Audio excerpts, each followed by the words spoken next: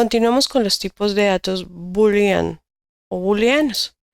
En este caso, lo que nos hace referencia es a un tipo de dato lógico, que nos permite tomar decisiones lógicas y controlar el flujo de ejecución en nuestro programa. El tipo de dato booleano puede tener dos valores: true, que es verdadero, o false, que es falso. Ahora vamos a ver ejercicios que nos permiten identificar con precisión para qué es que utilizamos este tipo de datos.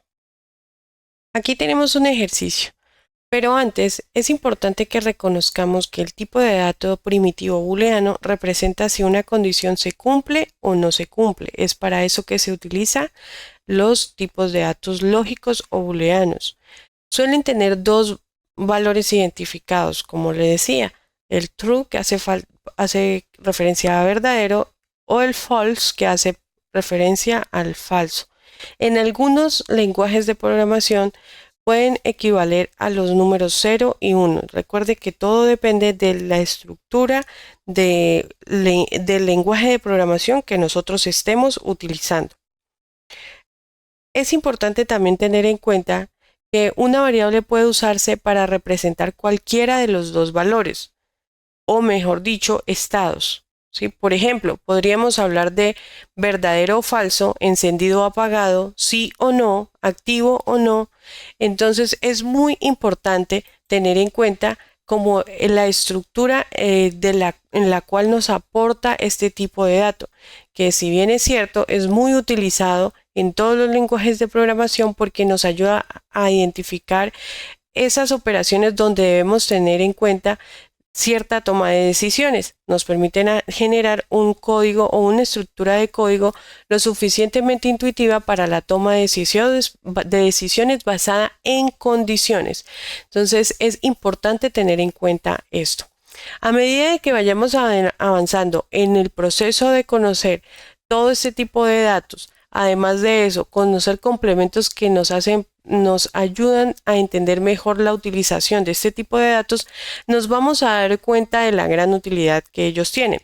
Es como, por ejemplo, identificar, los operadores aritméticos, los operadores lógicos, que nos permiten a nosotros crear unas estructuras de código mucho más intuitivas o mucho más completas. En este caso tenemos aquí tenemos simplemente una variable que fue declarada con la palabra reservada LED, es día soleado igual a true, es decir, que le dimos una asignación de valor verdadera. Y LED es lunes y le dimos una asignación de valor false o falso.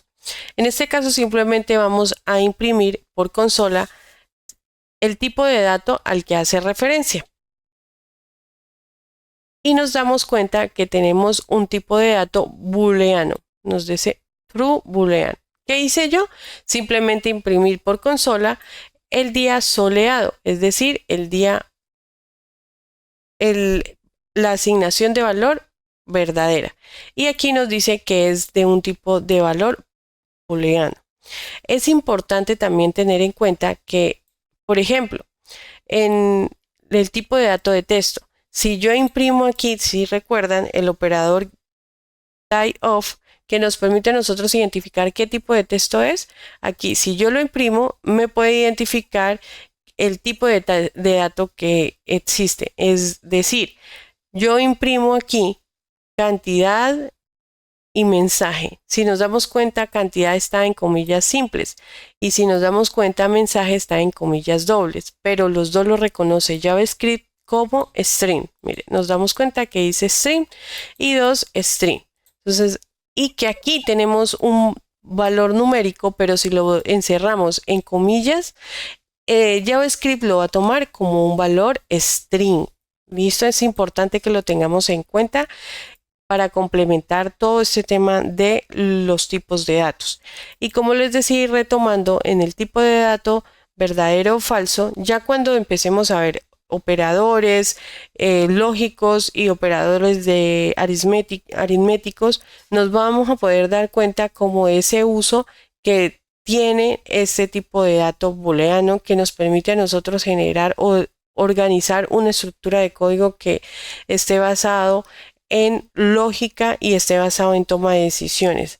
Más adelante a medida de que se vaya avanzando en el curso, nos vamos dando cuenta cómo es la utilidad de cada uno de estos datos. Es importante tener en cuenta también que todo en cuanto vayamos ingresando ya a este mundo de la programación y vayamos avanzando, nos vamos a dar cuenta de que existen muchos otros tipos de datos. Hasta aquí la tipología de dato primitivo lo vamos a dejar nosotros que vimos, y hago un recuento.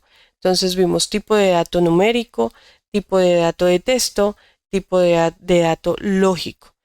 Son esas tres estructuras que tenemos: el de dato numérico o entero, el de dato de texto o alfanumérico y el tipo de dato lógico.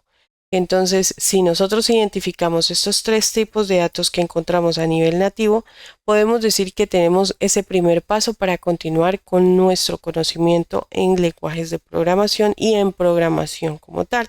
Pero más adelante nos podemos ir, a medida de que vayamos avanzando, nos podemos dar cuenta de que existen otros tipos de datos. Sí, datos como objetos, como arrays, que a medida de que se vaya avanzando, asimismo ustedes los van a ir conociendo. Esto es todo por esta lección y este módulo con respecto a tipos de datos y variables. Es importante también que ustedes continúen repasando, revisando y practicando cada uno de esos conceptos que nosotros vimos para mejorar sus habilidades en programación. Nos vemos en el próximo módulo. Muchas gracias.